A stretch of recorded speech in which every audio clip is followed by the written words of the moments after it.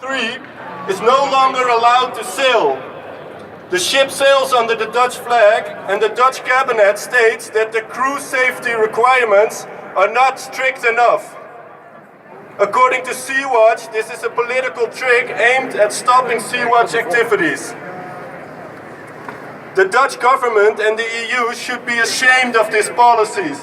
First they colonized basically the whole world, then they bombed the shit out of the global south, and when people start fleeing for war, or when people start fleeing from the poverty that's a result from their neo-colonial policies, then suddenly there is no space for them here anymore. And they literally let people drown in the Mediterranean.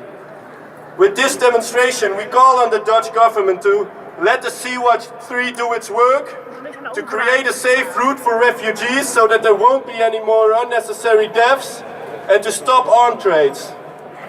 But also the city of Amsterdam has to take its responsibility, because at this moment there's more than 45 people living in the street that don't have a shelter because the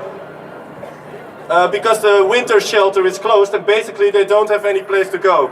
But they're not even the only group. Also the We Are Here group, different We Are Here groups, they're still out on the streets, and there's also around 200 homeless people in Amsterdam with papers that don't have a place to go. So with this demonstration we also call upon the local politicians in Amsterdam to immediately reopen the winter shelter for at least 3 months, and in that time work through a permanent emergency shelter for undocumented refugees and for all homeless people.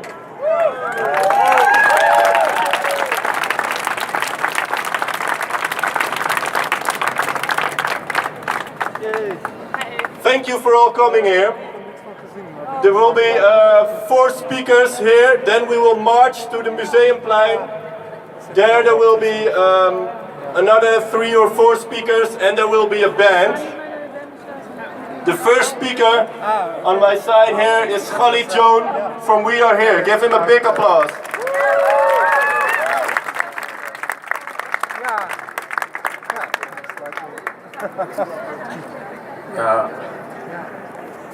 Thank you so much for coming around, and also my special thanks to those who organized this event and bring us all together in order to create awarenesses and to lock doors of those whom are able to do things or any change if possible.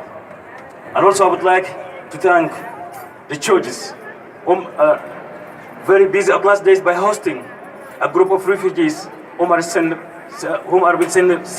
it away from the night shelter. Thank you so much, and really I ask you to applause for all these churches, please, for the great job. Thank you so much. So we know, as from our human nature, the most difficult decision that people took to give up their home countries, seeking refuge and safeties somewhere else. You have to forget everything.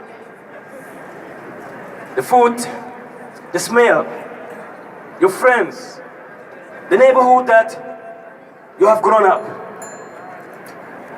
and to start all over again somewhere else you don't know. You have to adapt a lot of things. Most of it was difficult for you, but you have to deal with these circumstances because the only choice left. There is a lot of reason push us to give up our countries. Let's talk about them a little bit and give people some clue with that.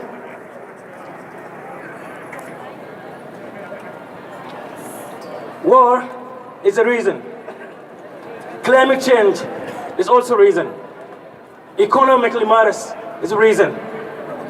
To fight against the war, I want you please to stand all together as one, and to ask this government or every government who participates on sending weapons to these conflicted areas today is what we need from them, a positive innovations. A positive innovations, that is what we miss. I mean, what we need, pen, pencil, and exercise book to help the kids study and making their own future. But we don't need guns, we don't need tanks. This is the most of reason create refugees around the world today. And when you give up your country and you come back seeking for safety, you will be treated as a criminal. Who is the criminal? Who has created the war? Who has created the war? It's them. We should accept to be victimized by them? No. But by standing together as a one, we will defeat them.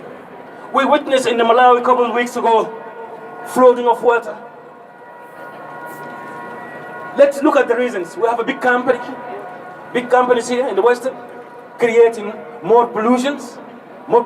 This is the reason of it. The result of it is a climate change disaster, which they call it natural murder. But if you come also because of that and you demand asylum, you will be rejected.